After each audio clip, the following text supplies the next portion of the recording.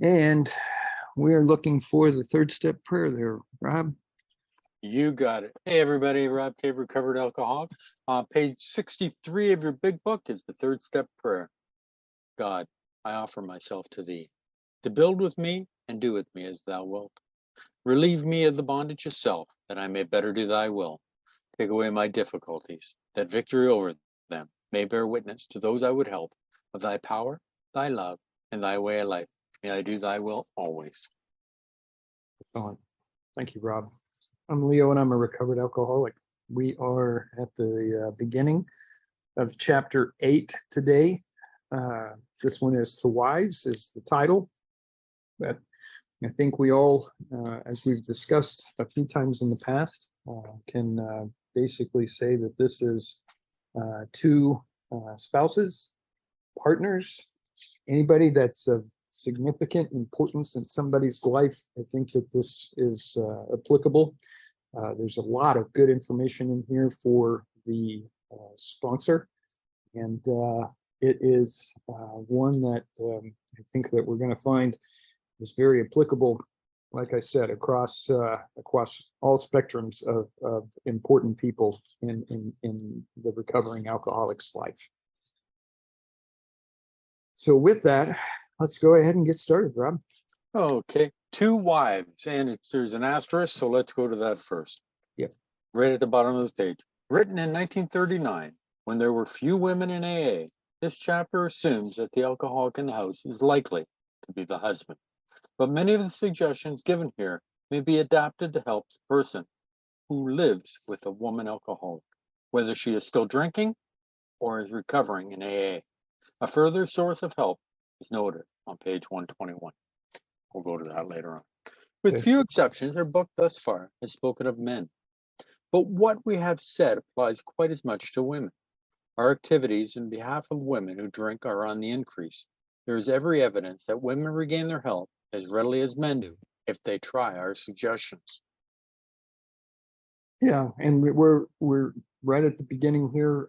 The point being is that this disease affects both men and women, and this is going to be it'll become more clear as we go through the rest of this chapter. Rob? Sorry, did you call me, Leo? Yeah, I'm sorry. I did. Okay, yep. Sorry. Now, I just want everybody to know that there was one lady in AA at this time. Her name was Florence Rankin. Now, remember the book they were talking about was going to be 100 Men. And, well, Florence put up her hand and said, well, I'm a woman.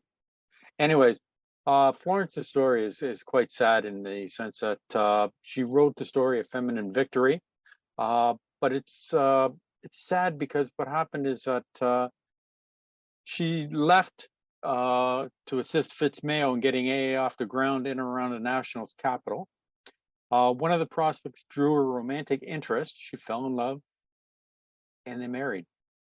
The bridegroom was unable to stay sober, and after a time, Florence got drunk as well and disappeared. And this is the sad part.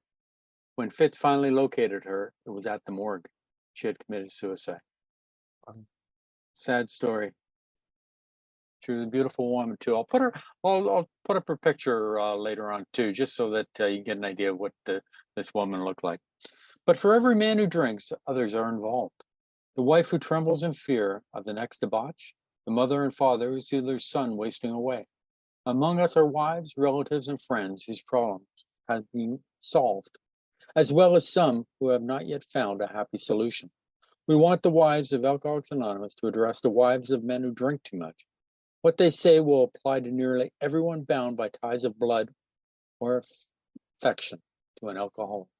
Yeah, basically that's what we're saying is that this touches all kinds of people that are very significant within the alcoholic's life, whether that be a male or female alcoholic, and whether or not the other half is male or female. And there are varying, different relationships, whether that be spouses, parents, children, etc.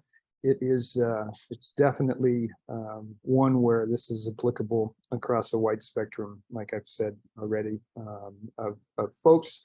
And it's more so true now than it was even in 1939. Rob? Yeah, we want the wives of Alcoholics Anonymous to address the wives of men who drink too much. Al-Anon, helping others. How do you deal with it? You know, thank God for Al-Anon and the incredible things that they have done to help spouses, men and women and children of the alcoholic. You know, they do great work. I've been to a couple of meetings, you know, and you know, they're a great resource for our spouse and our children. As wives of Alcoholics Anonymous, we would like you to feel that we understand as perhaps few can. We want to analyze mistakes we have made. We want to leave you with the feeling that no situation is too difficult and no unhappiness too great to be overcome. We have traveled a rocky road. There is no mistake about that. We have had long rendezvous with hurt pride, frustration, self-pity, misunderstanding, and fear. These are not pleasant companions. We have been driven to maudlin sympathy, to bitter resentment. Some of us veered from extreme to extreme, ever hoping that one day our loved ones would be themselves once more. Yeah, and this is the struggle for the non-alcoholic in the family, and what they actually have to endure. The hope that's dashed on sometimes a near daily basis. But it's interesting, and I'm going to say that I'm going to raise my hand. I've been fortunate that people did in fact stick by me. I have damaged relationships. And even to this day, my relationship with my youngest son, for example, is not what it could have been had I not been, you know, an alcoholic. And having said or done some of the things I've done in his presence in the past has certainly taken its toll on our ability to communicate in a manner in which would be commensurate to a father and son. So I say that to say that the impact is not only far-reaching, but it's long-term. I've been sober for well over 2.5 years, and we've got a good relationship, both he and I. But it is one that I have to still continue to make amends and work really hard to improve. And I feel like it's my responsibility. You know, I you know, every once in a while I feel a little sorry for myself, and I would reach out and kind of say, hey, what's going on, bud? You know, but it's not really his fault. It's my fault. And I need to remember that.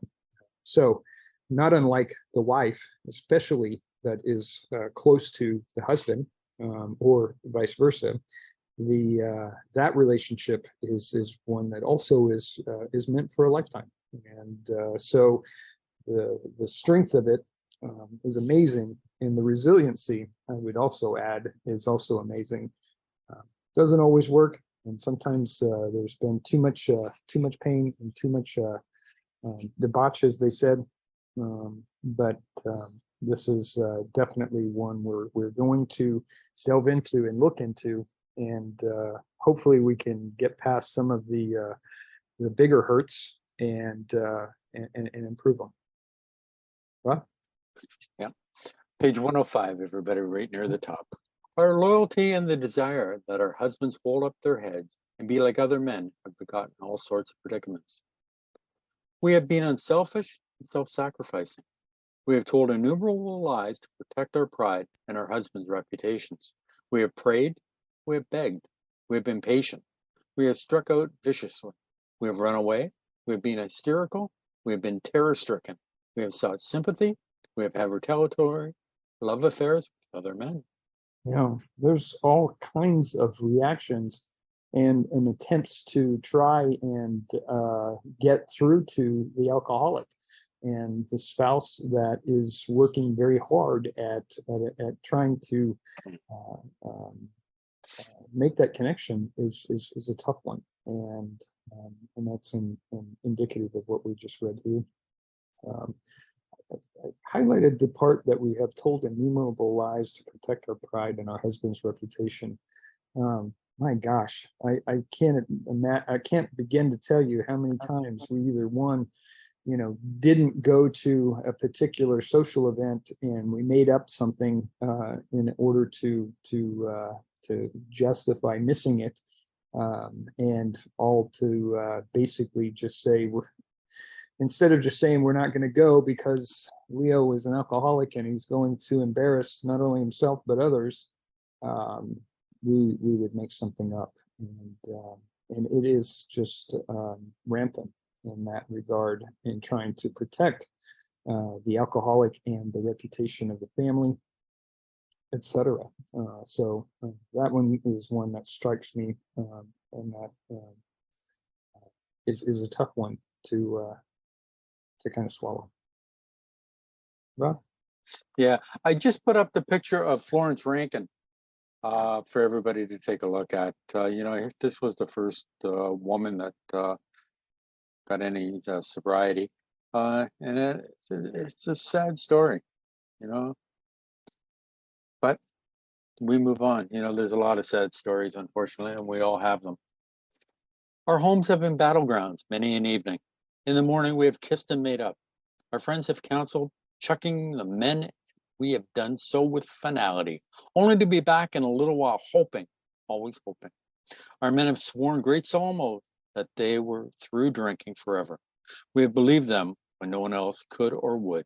Then in days, weeks, or months, a fresh outburst.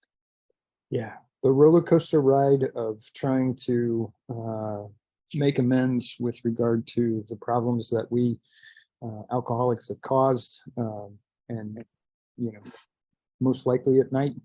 Most alcoholics, though, by the time they get to the point that they're at their rock bottom, are drinking constantly. But nonetheless, the promises, the oaths, the making up, the attempts to try and right the ship and control our drinking as a part of it is all for naught. And the struggle is one that like I said, this just reminds me of a roller coaster, and the ups and downs that happen in regards to the back and forth with regard to making mistakes, causing problems, and then trying to make up for them the next day. After a while, it becomes a broken record, and it falls on deaf ears. Rob? Yeah, I just put in the chat what it is, what I put in the chat, and if you click on it, hopefully it'll open up on your own computer, and we'll go a little bit bigger. But it's Bill Wilson's Bible. Bill Wilson wrote solemn oaths to his wife Lois that he had finished drinking. The first one was October 20th, 1928, to my beloved wife that has endured so much. Let this stand as evidence of my pledge to you that I have finished with drink forever. Bill. Then on Thanksgiving Day, 1928, my strength is renewed 1,000-fold in my love for you. Then January 12th, 1929, to tell you once more that I'm finished with it. I love you.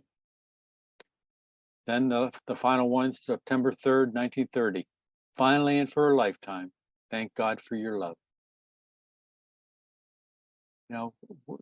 Every time we mean it with all our heart and soul, but the malady takes over and tells us it's going to be different this time. Yep. We seldom had friends at our homes, never knowing how or when the men of the house would appear. We could make few social engagements. We came to live almost alone. When we were invited out, our husbands sneaked so many drinks that they spoiled the occasion. If, on the other hand, they took nothing, the self-pity made them killjoys. Yeah. The isolation that comes with trying to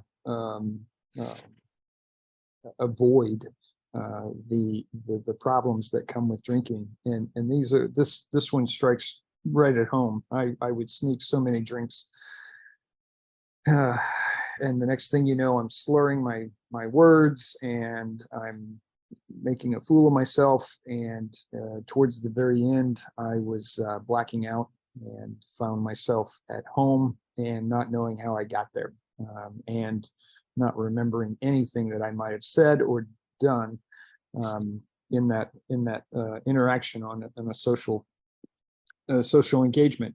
And then on the other hand, there's another person that's very close to me, and he used to tell me of how he would struggle not to drink, and he would cause scenes, even though they were minor scenes. People noticed, but it was this kind of fidgeting approach to, I'm not drinking, it's driving me crazy, I need a drink, how about if I just take one drink just to take the edge off. There was that negotiation that was going on, and at the same time people are watching and thinking, what is up with this person? And I remember him telling me those stories of how he struggled in those environments. So very much so to come across, as they put it so apropos, as killjoys. Rob? Yeah, we always talk about controlling and enjoying our drinking. When we're controlling it, we're not enjoying it, and when we're enjoying it, we can't control it. Right. It comes down to the allergy, the whole idea. And I like to hammer this home because I don't hear it in the meetings here in Toronto. Okay, people don't talk about the allergy or the malady. They talk about, well, I came into the fellowship and I quit drinking.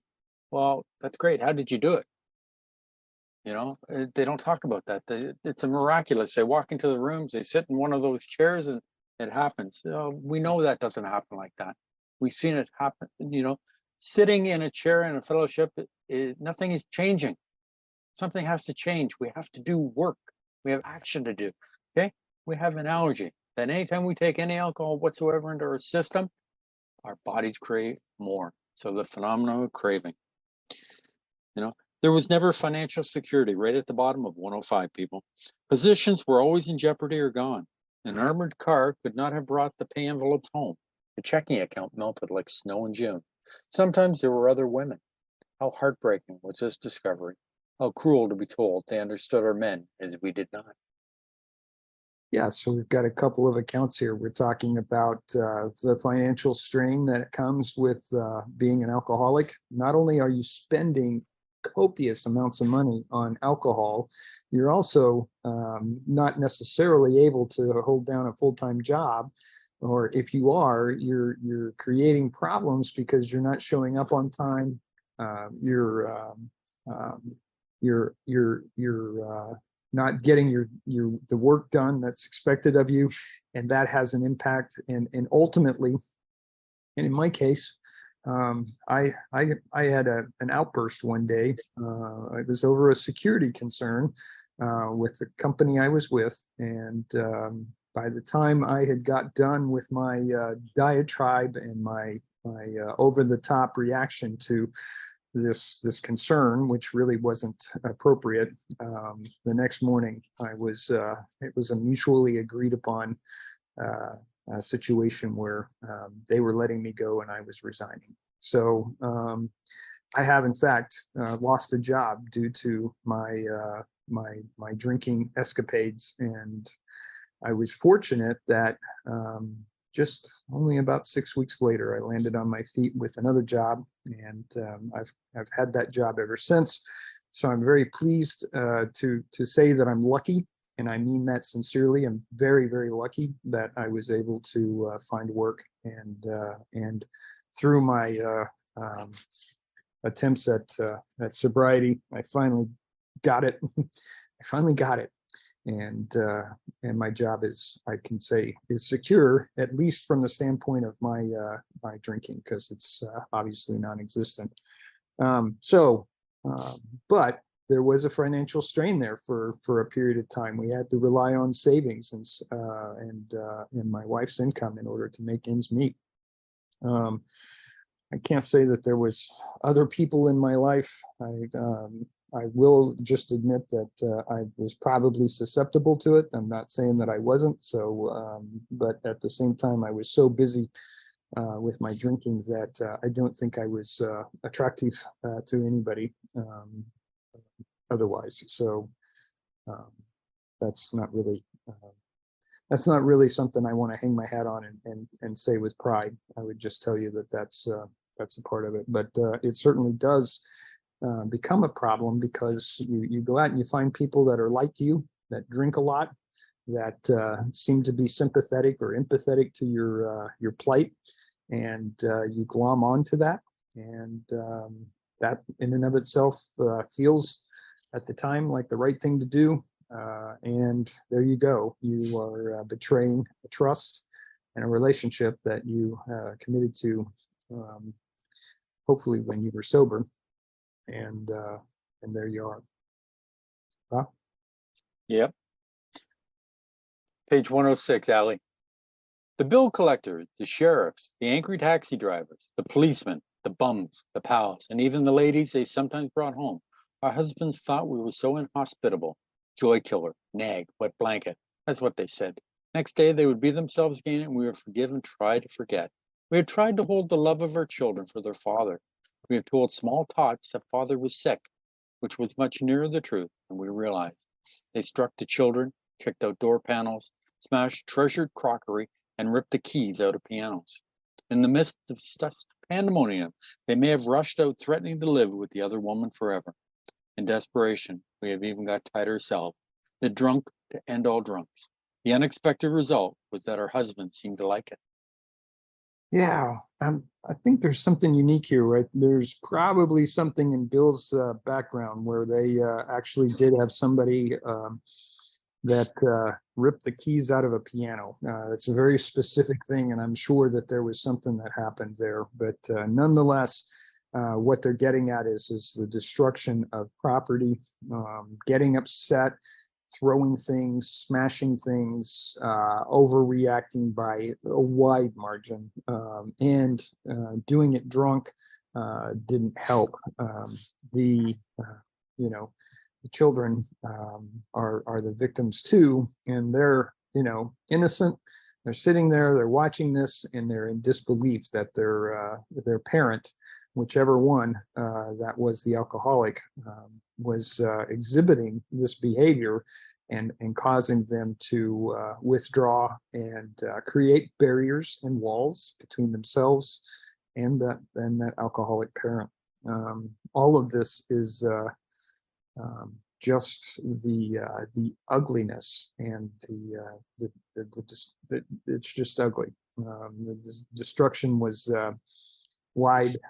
I wasn't one that necessarily broke things, but I can tell you that from a relationship standpoint, I was waving a banner of destroying relationships. So I suppose it's like kicking in a door. By the time it's all said and done, there is a lot of destruction. Rob? Yeah, here we're talking about husbands and wives. In the 1930s, Bill and Bob would take people into their homes. The picture in behind me, the one I put in the chat, is of Bill Cousins. This gentleman committed suicide in Bill's home. Bill and Lois came home from visiting Fitzmail, and this Bill Cousins had put the gas pipe into his mouth and asphyxiated himself. He was a nice little Canadian boy who killed himself. As I say, the things that they put up with. In Dr. Bob and Ann's house, there was one gentleman, Eddie Riley, that chased Ann around with a butcher knife. The things that these wives had to put up with is incredible. Saints, you got to call them saints, to put up with all this. I know that in the 1930s, things were a little bit different. It wasn't as easy for a woman, I guess, to walk away from a marriage. But to put up with all that, I'm telling you, saints. Kathy, you're a saint. I want you to know that. Perhaps at this point, we got a divorce and took the children home to father and mother. Then we were severely criticized by our husband's parents for desertion. Usually we did not leave. We stayed on and on. We finally sought employment ourselves as destitution faced us and our families. We began to ask medical advice as the sprees got closer together. The alarming physical and mental symptoms, the deepening pull of remorse, depression, and inferiority that settled down on our loved ones. These things terrified and distracted us. As animals on a treadmill, we have patiently and wearily climbed, falling back in exhaustion after each futile attempt to reach solid ground. Most of us have entered the final stage with a commitment to health resorts, sanitariums, hospitals, and jails. Sometimes there was screaming, delirium, and insanity. Death was often near. Yeah, the seriousness of what we're talking about here is basically exemplified in that last paragraph. And the first part of this is that perhaps at this point we got a divorce and took the children home to father and mother.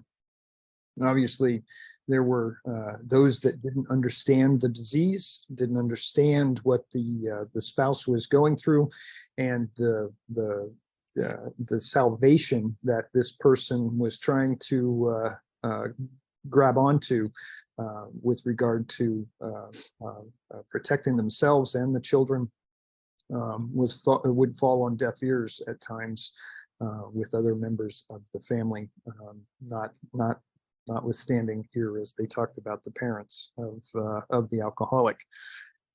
And this whole idea of reaching out to others and trying to figure this thing out with regard to these sprees that got closer and closer together. Obviously, you know, the latter stages of an alcoholic time and time again have got people drinking on a near 24-hour basis. And that was a problem. And the getting nowhere, chasing your tail, running on a treadmill, obviously getting nowhere. And the problems just piled on. Obviously, they make reference to final stage of its commitment to health resorts, sanitariums, hospitals, and jails. Sometimes there was screaming, delirium, and insanity, and death was often near. What a dark place to be, and trying to find some level of relief and recovery. It was in some cases it was too far gone, and people have died, and people continue to die from alcoholism, unfortunately. Good news is that there are people even in this room that have hit rock bottom and found themselves able to pick themselves up and rise above it, which is the wonderful message that comes out of this whole thing. Rob? Yeah, it really is depressing. I'm telling you, right now I feel down about this whole thing. You know, but we got to remember, Doc. Yeah, we got to keep going. We got to move on. You know, because there is a solution. We know what Yep. the solution is. We have to get it to people, and it's up to us to carry that message to other people. Because if we don't, we can't expect somebody else to. Okay, we are being taught this solution. We have come out of the pits.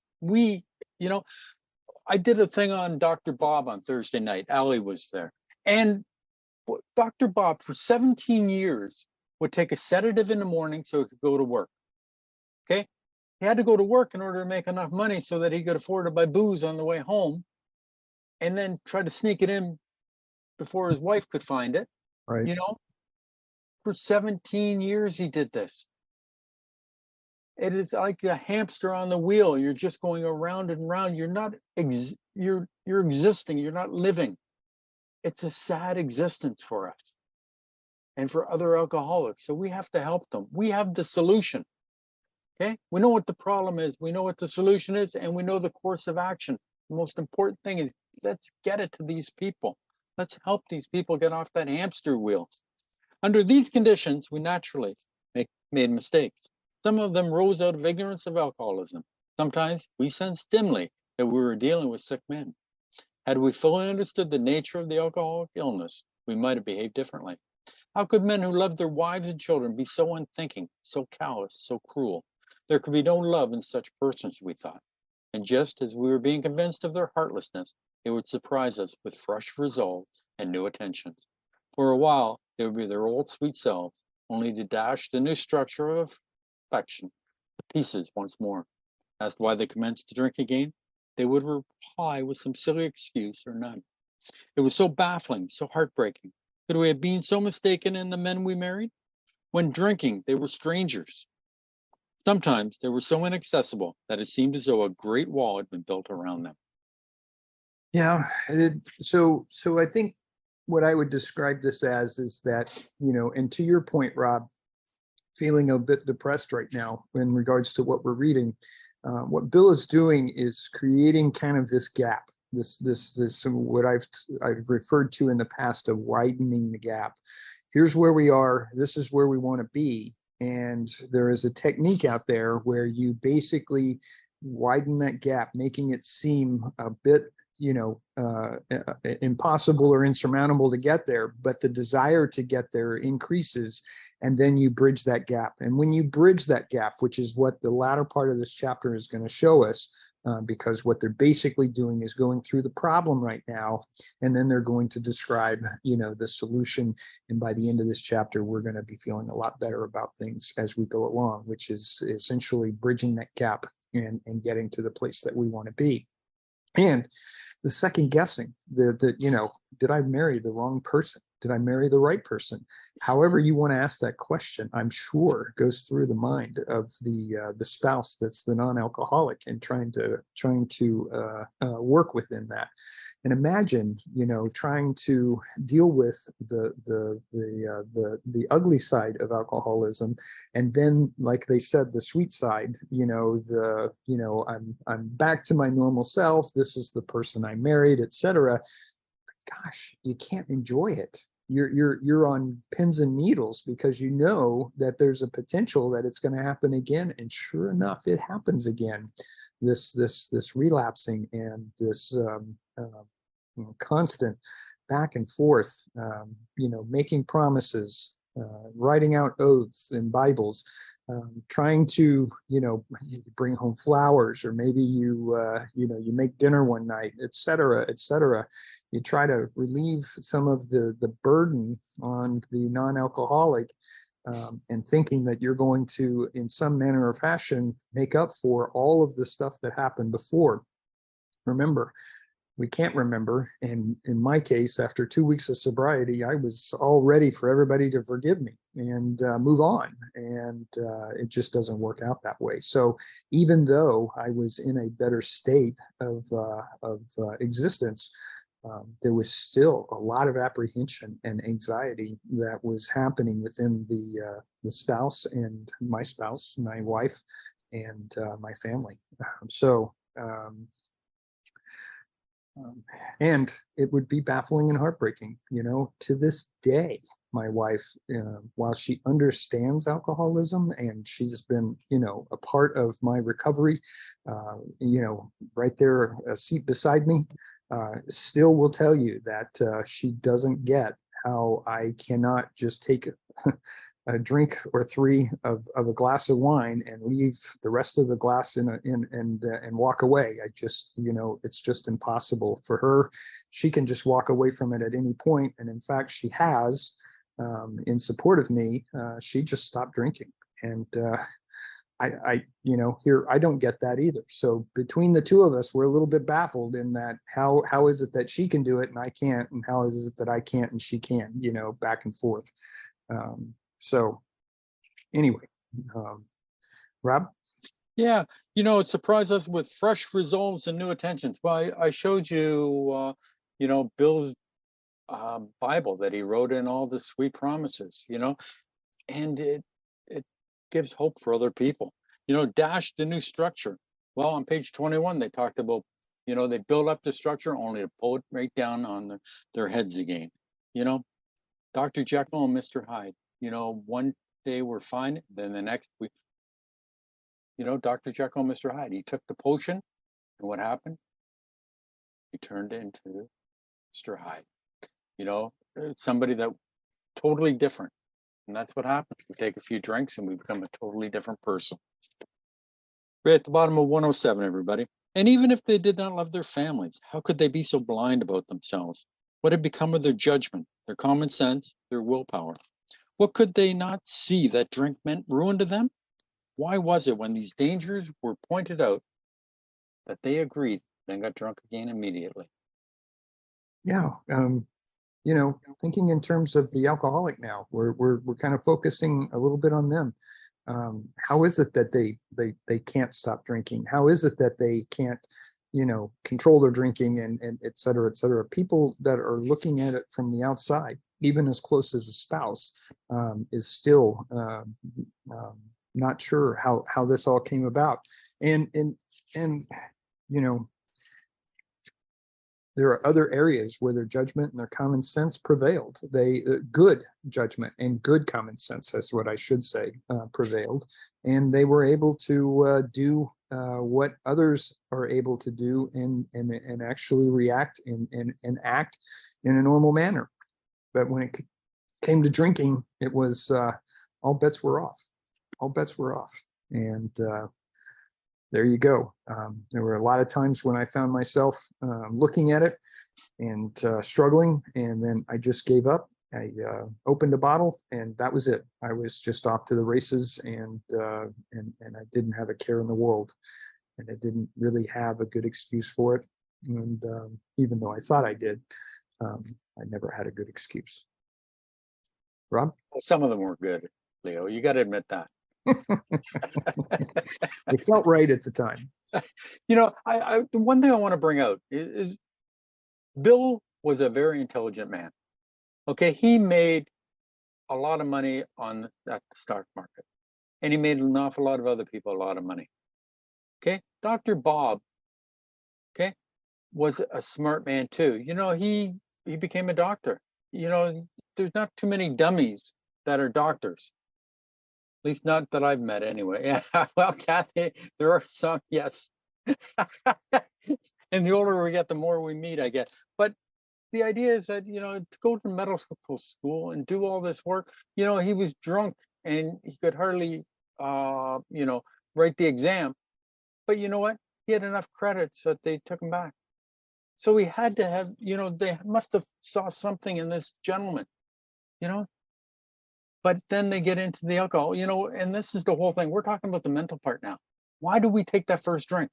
We know that once we take a drink, we can't stop. So why do we take that first drink? That is the crazy part. That's a mental insanity that they talk about. Page 108, top of the page. There are some of the questions which race through the mind of every woman who has an alcoholic husband. We hope this book has answered some of them. Perhaps your husband has been living in that strange world of alcoholism where everything is distorted and exaggerated. You can see that he really does love you with his better self. Of course, there is such a thing as incompatibility, but in nearly every instance, the alcoholic only seems to be unloving and inconsiderate. It is usually because he is warped and sickened that he says and does the appalling things. Today, most of our men are better husbands and fathers than ever before. Yeah, and then there's always going to be the day-to-day problems, the inability to communicate effectively on every time there is an interaction between the husband and the wife. Those are going to happen irrespective of whether or not the person is drinking or not. So what they're talking about here is distorted and exaggerated.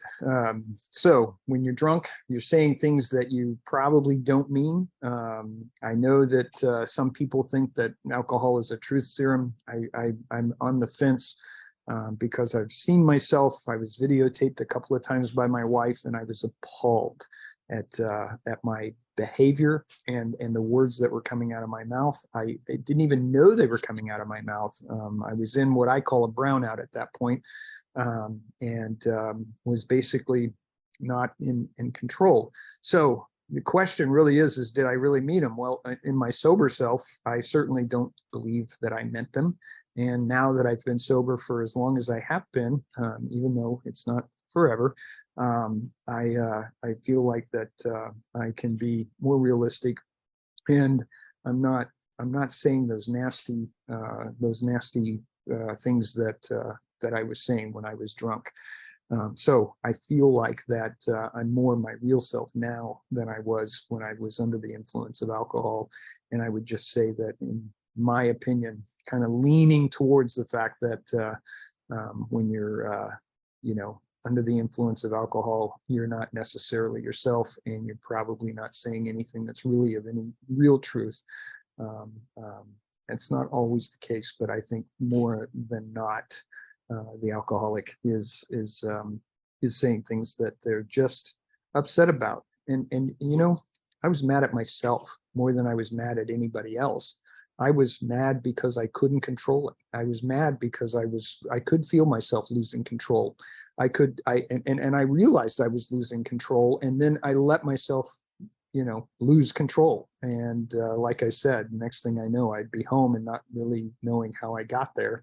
And the stories were harrowing, with regard to people carrying me out of a person's home into a car, and then somehow I was helped into the house, and none of it. I have no recollection of it whatsoever. So I think that the sober person is the more real person.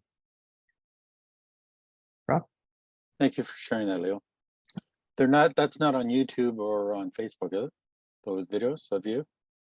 No, I did not put those out on YouTube. Thank God. That's Yes. a terrible joke. I apologize, everybody. Try No. not to condemn your alcoholic husband, no matter what he says or does. He is just another very sick, unreasonable person. Treat him when you can as though he has pneumonia. When he angers you, remember that he is very ill. There is an important exception to the foregoing. We realize some men are thoroughly bad intentioned, that no amount of patience will make any difference. An alcoholic of this temperament may be quick to use this chapter as a club over your head. Don't let him get away with it. If you are positive he is one of this type, you may feel you had better leave. Is it right to let him ruin your life and the lives of your children, especially when he has before him a way to stop his drinking and abuse if he really wants to pay the price? Yeah.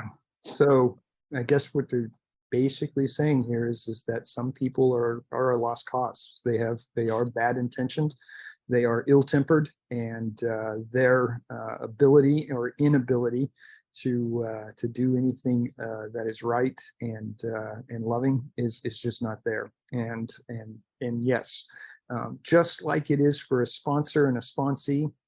Sometimes it works out, most times it does, but sometimes it doesn't. And there's good reason to walk away from somebody that doesn't want to get sober if you are trying to sponsor them, because there are others out there that do want to get sober, and those are the ones you want to focus on. The same thing is true here, is that sometimes the spouse that is the alcoholic is too far gone in their emotional maturity, and are not worthy of your existence, and you do have to protect yourself. And there's certainly the caveat here that in some cases that is true. So, Rob? Yeah, now we're going to go and we're going to start talking about the 4 different types of alcoholics. So the problem with which you struggle usually falls within one of 4 categories. 1, your husband may be only a heavy drinker. His drinking may be constant, or it may be heavy only on certain occasions. Perhaps he spends too much money for liquor. It may be slowing him up mentally and physically, but he does not see it. Sometimes he is a source of embarrassment to you and his friends. He is positive he can handle his liquor, that it does him no harm, that drinking is necessary in his business. He would probably be insulted if he were called an alcoholic. This world is full of people like him. Some will moderate or stop altogether, some will not. Of those who keep on, a good number will become true alcoholics after a while. Yeah, we're talking about the person that seems to keep things together for most of the time, but is the heavy drinker at certain events, whether that be, watching a football game with friends and family, and finding yourself overdoing it, and then maybe saying and doing things that are embarrassing and uncomfortable for other people.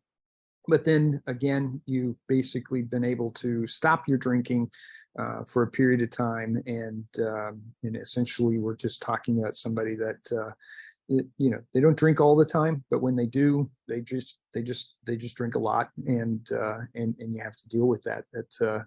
I think there was a point in time in my life that I was probably like that. I know for a fact when I was in the Marine Corps, I was a rule follower, and if I was on a schedule and flying on a regular basis, I was not drinking, not much, if at all, and could find myself waiting until that day when I was going to be off the schedule for more than a couple of days, and then find myself saying, okay, I've got the time and the ability to drink and recover from my drinking before I actually climbed back in the cockpit of an aircraft and went flying. So I feel like at that point in time, the wrestling matches in the bars, the stories are incredible, and notorious, and legendary in some cases with regard to Marines and drinking and the escapades that they engaged in. So those were heavy drinking periods. I remember once that wasn't really a heavy drinker. I got into, quote, this competition with a guy that was about twice my size in drinking martinis. Certainly he drank me under the table, and I did not come out of my bedroom for about 2 days after the fact, and it was a while before I drank again. But I do remember that as being one of the first times that I actually drank excessively, and took a while to recover, but it also, I repelled alcohol for a period of time afterwards. So this type of person is the heavy drinker type of person. And just as an aside, just try and find where you might have fallen in these 4 different categories. Rob? Yeah, remember on page 20 and 21, they talked about the moderate drinker who can take it or leave it, the heavy drinker who, given sufficient reason, can give it up. Change of environment, new girlfriend, boyfriend, new job, whatever. And then you have the real alcoholic. Now, remember that they talk about here at the bottom, of those who keep on, a good number will become true alcoholics after a while. Page 34, they've lost the power to choose. Mm-hmm. Okay. So keep that in mind. Type number 2, your husband is showing lack of control, for he is unable to stay on the water wagon even after he wants to. He often gets entirely out of hand when drinking. He admits this is true, but is positive that he will do better. He has begun to try, with or without your cooperation, various means of moderating or staying dry. Maybe he is beginning to lose his friends. His business may suffer somewhat. He is worried at times and is becoming aware that he cannot drink like other people. He sometimes drinks in the morning and throughout the day also, to hold his nervousness in check. He is remorseful after serious drinking bouts and tells you he wants to stop. But when he gets over the spree, he begins to think once more how he can drink moderately the next time. We think this person is in danger. These are the earmarks of a real alcoholic. Perhaps he can still tend to business fairly well. He has by no means ruined everything. As we say among ourselves, he wants to stop. Yeah, this person is one that I identify with a lot. I would just say that I can remember that I was a part of this. I was number 2 for a long period of time. I did try my darndest to control my drinking, and was almost never able to do that. I looked forward to opportunities to drink, and found myself drinking on almost a daily basis with, quote, those good excuses as to why I should be drinking. And I was one of those that would drink just because something bad happened today, so I need a drink. Or I would also turn it right around and 180 degrees out. I would need a drink because we were celebrating. So it didn't matter if it was good or bad. I found good reasons to drink, and with that came the loss of control. And but for the longest time, I was able to drag myself out of bed the next morning and perform, not at 100%. I'll admit that, but at 80 or 90%, and still be able to hold down a job and do that. So number 2. For me is one that I identify with very, very well, and for a long time this was me. Rob? Yeah, I want to go to page 34 for just a moment. in middle of the page. For those who are unable to drink moderately or to pick and choose, the question is how to stop altogether. We are assuming, of course, that the reader desires to stop. Whether such a person can quit upon a non-spiritual basis depends upon the extent to which he has already lost the power to choose whether he will drink or not. Many of us felt we had plenty of character. There was a tremendous urge to cease forever, yet we found it impossible. This is the baffling feature of alcoholism as we know it, this utter inability to leave it alone, no matter how great the necessity or the wish. He wants to stop. Type 3. This husband has gone much further than husband number 2. Though once like number 2, he became worse. His friends have slipped away, his home is a near wreck, and he cannot hold a position. Maybe the doctor has been called in, and the weary round of sanitariums and hospitals has begun. He admits he cannot drink like other people, but does not see why. He clings to the notion that he will yet find a way to do so. He may have come to the point where he desperately wants to stop, but cannot. His case presents additional questions which we shall try to answer for you. You can be quite hopeful of a situation like this. Yeah, this person is obviously not able to hold down a job for a period of time. They're missing work. They're calling in sick. They're making excuses for why they can't. It is impacting their ability to bring money into the family. In addition to that, they're finding themselves, laying on the couch or on the back porch, completely passed out, and people are tiptoeing around them, trying to not upset the apple cart. This is an uncomfortable place to be. The person, knows that they've got a problem, but is not necessarily willing to do anything about it, even though they seem to say that they want to. It is an advanced, what I would consider as an advanced form of alcoholism, and one that gets you to you're on the way to your rock bottom at that point, if not already there. So it is an interesting place to be. The loss of control, the inability to hold down a job, and the functioning, the lack of function on a day-to-day basis is apparent. Rob? Okay, I'm going to get through number 4 right now. Okay. You may have a husband of whom you completely despair. He has been placed in one institution after another. He is violent or appears definitely insane when drunk. Sometimes he drinks on the way home from the hospital. Perhaps he has had delirium tremens. Doctors may shake their heads and advise you to have him committed. Maybe you have already been obliged to put him away. This picture may not be as dark as it looks. Many of our husbands were just as far gone, yet they got well. Yeah, there's hope. And that's one of the things that we're going to start seeing here as we go through the rest of this chapter. And that is that this particular person is very far advanced and far gone in regards to their ability to control and or drink. And they're certainly now in the 24-hour near blacked out drunk. They wake up again just to take more drinks, just to black out again. They've been institutionalized, they've gone to rehabs, and they're struggling mightily. This is one of those areas where you feel helpless. The spouse is certainly at a point where they're not sure that there's going to be the recovery, but we're going to find that even in the darkest of moments and times, it is possible. So, Rob? Yeah, time to bring Mr. Bill into it. Yep.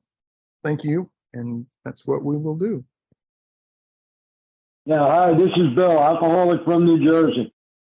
Thanks a lot, guys. Good job today. This here chapter, Two Wives, a lot of people don't realize that this was written by Bill Wilson. A lot of people think Lois wrote it, but that's not true. Bill wrote that. This is Two Wives, not From Wives. And basically what Bill is doing here, he's giving us the last part of step 12, practice these principles in all our affairs. That's what these last 4 chapters are about. They're about the last part of step 12. And he's showing, right now he's showing us the problem and all the things that are wrong with drinking and what we do and what we get into. And then he's going to start getting into how to deal with it and what should be done about it. And this chapter, you can use this chapter for anyone that's dealing with an alcoholic. Whether you're an alcoholic and you're dealing with another alcoholic, if you're sponsoring them, you can use this information here for sponsoring. Or if you're a family member or the significant other that's dealing with an alcoholic, you can use this information on how to deal with them.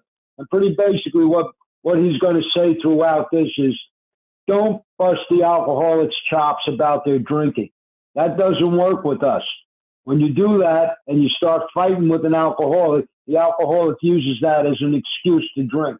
That's pretty basically the point he's trying to get across to us here. So remember, this was written by an alcoholic. This was not written by the wife of an alcoholic. It was actually written by Bill. And like I said, Lois wanted to write it, but Bill wouldn't let her. And Lois was upset over that. And most likely the reason Bill wouldn't let her is because Bill wrote this book, and if Lois, being a non-alcoholic, would have wrote something in it, Bill would have had to edit it to make sure that she didn't put, stuff that went in that didn't coincide with what AA said, like, think the drink through, don't drink no matter what, use your willpower. More likely than not, those are things Lois would have put in here, and Bill would have had to edit all of that stuff out of it because that doesn't coincide with what AA says. And if he would have edited her and taken pages of her writings out and threw them in the garbage, that would have started World War III. So I guess Bill was just avoiding a problem by telling her no, she couldn't write it. So, but again, Bill is the one who wrote this. So remember that and keep that in mind. This came from an alcoholic, from the alcoholic's viewpoint. And the whole purpose of this book is to try to help an alcoholic get sober and stay sober. And that's basically what he's trying to do here. This really isn't about helping the wife, although the wife can get some help out of it. And he's going to talk about principles in here as we get on. The next page, he'll start talking about principles. And that's the last part of step 12, practicing these principles in all our affairs. And that's pretty basically what we're supposed to try to do. And like some of the things in here he talked about, and Leo mentioned it, they ripped the keys out of the pianos. I don't know if there's any story on that, but those are some of the things that alcoholics do when they're drunk. I never did anything like that. I never had a piano. But if I had a piano, those keys probably would have went out the window. That's all I got. Thanks for letting me share. Thank you, Bill. I appreciate it very much. Okay, Rob, let's go ahead and close with the serenity prayer, and then we'll open things up. God, grant me the serenity to accept the things I cannot change, courage to change the things I can, and wisdom to know the difference.